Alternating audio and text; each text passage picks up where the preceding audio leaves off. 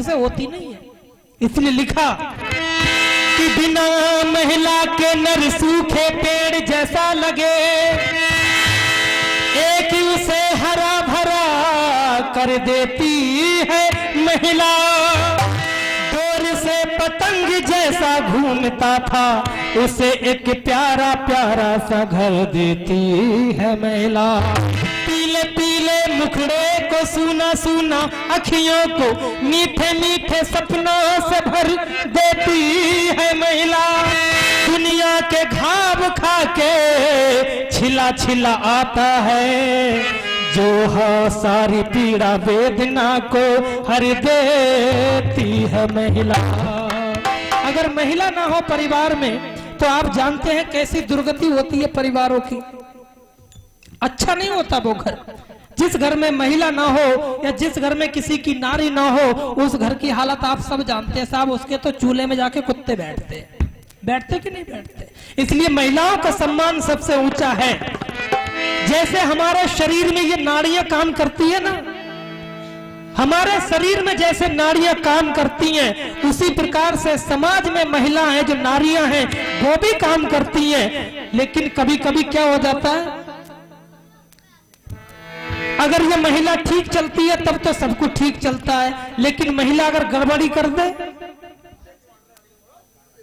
खलबली कैसे मचती चली जा रही है।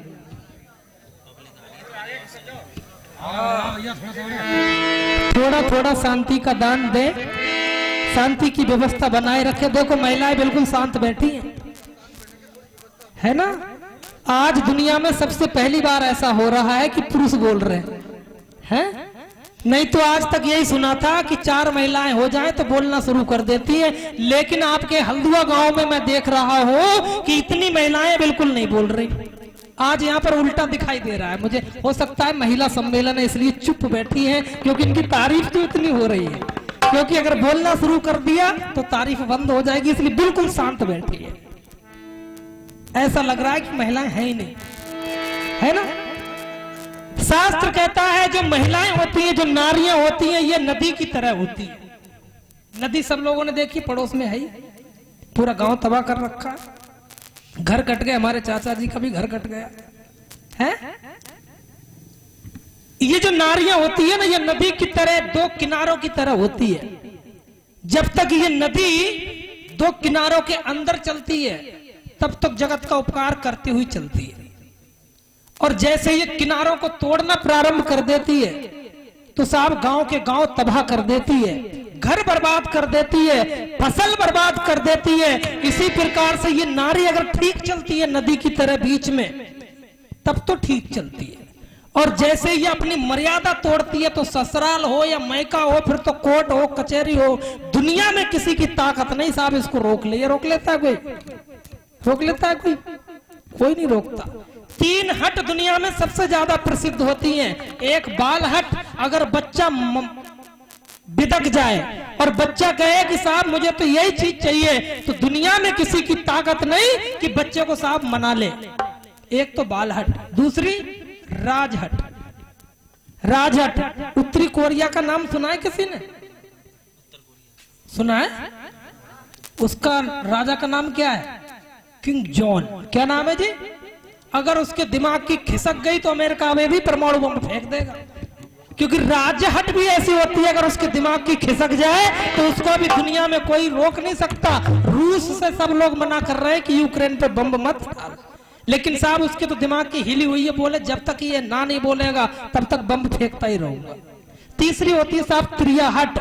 जो महिलाएं होती है, अगर ये भी हट कर जाए, ये भी हट कर जाए तो किसी की ताकत नहीं कि रोक ले। इसलिए महिलाओं को सिर पर बिठा करके रखना, जान बची रहेगी। 2 बातें लिखी हैं। एक तो हेलमेट। हेलमेट अगर व्यक्ति मोटरसाइकिल चल, हम भी लेकर के आए हैं 2-2 हेलमेट, ये लाए, मैं भी लाया हूं अपना 2 लाए। हेलमेट को अगर सिर पर लगा करके चलोगे तो जान बची रहेगी, और महिलाओं को भी सिर पर बिठा करके रखोगे तो जान बची रहेगी। नहीं तो इनका कब पता करवा चौथ का कब व्रत तोड़ दे कोई पता नहीं लगता, है ना। करवा चौथ का व्रत रखा था, पति से जो चाहे करवा ले, बोले देख साड़ी इतने की आनी चाहिए, नहीं तो अभी व्रत तोड़ूंगी, अभी तेरी जान गई। होता है कि नहीं होता? अब पति भी बेचारा डरा डरा सब कुछ डिमांडें पूरी कर देता है। करवा चौथ का व्रत इसलिए रखा जाता है कि लंबी आयु हो जाए, और आज ही तोड़ दिया तो आज ही सब आयु खत्म हो जाएगी। तो इसलिए इनकी इज्जत करके रहना चाहिए। शास्त्र भी इनकी इज्जत करता है। और इन्होंने केवल समाज को ही नहीं सुधारा, इन्होंने तो राष्ट्र के राष्ट्र सुधार दिए थे। अभी चर्चा हो रही थी, राष्ट्र के राष्ट्र सुधार दिए। छोटी सी लड़की है महाराणा प्रताप की, 12-14 साल की, अपने पिता को ऐसा संदेश देती है। महाराणा प्रताप अकबर के सामने झुकने के लिए जाता है, झुकने के लिए जाता है और कहता है कि अब तो मेरे बच्चे भूखे मर रहे हैं, अब तो मुझे साहब अकबर के सामने झुकना ही होगा। लेकिन छोटी सी जो लड़की होती है चंपा, अपने पिताजी से कहती है, क्या कहती है?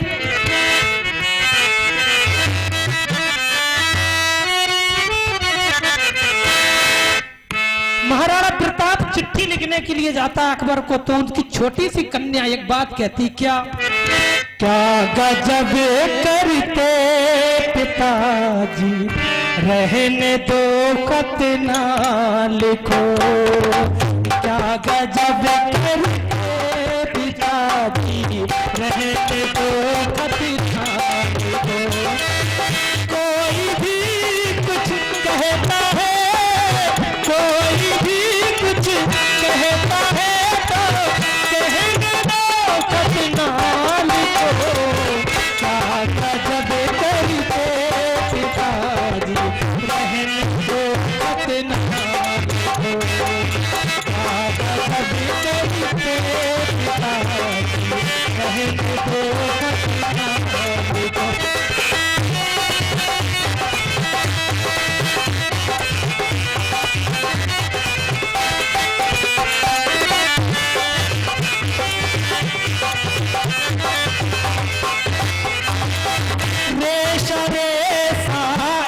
बदन का देश की खातिर कटे, रेश रेसा इस बदन का देश की खातिर कटे। जिसमें फानी ना मुसीबत, जिसमें फानी ना मुसीबत, सहन दो खत ना लिखो। क्या गजब करते रहने दो खत ना लिखो। क्या गजब करते पिताजी, रहने दो खत ना लिखो।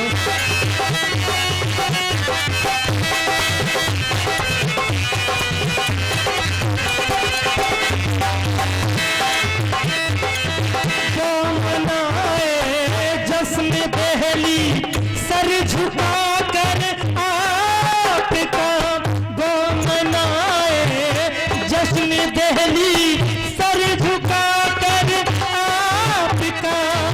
जिंदगी में माँ का बाबुल, जिंदगी में माँ का बाबुल, यह दो खत ना लिखो।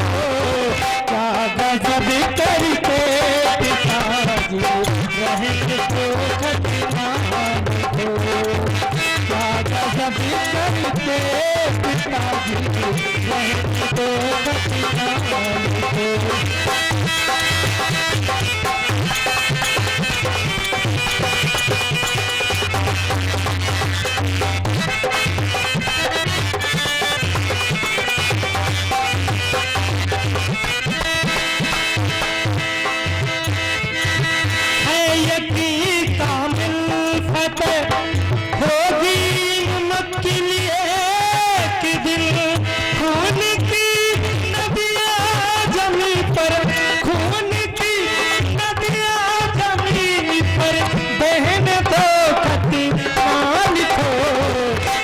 गजब करते पिताजी, रहने दो खत ना लिखो। क्या गजब करते पिताजी, रहने दो खत ना लिखो। क्या गजब करते पिताजी, रहने दो खत ना लिखो। चंपा कहती है अपने पिताजी से, चंपा कहती है कि पिताजी खत मत लिखो अकबर के लिए, क्योंकि आपका सिर जिस दिन झुक जाएगा दिल्ली में जश्न मनाया जाएगा। और मैं आपके सिर को झुकते हुए नहीं देख सकती।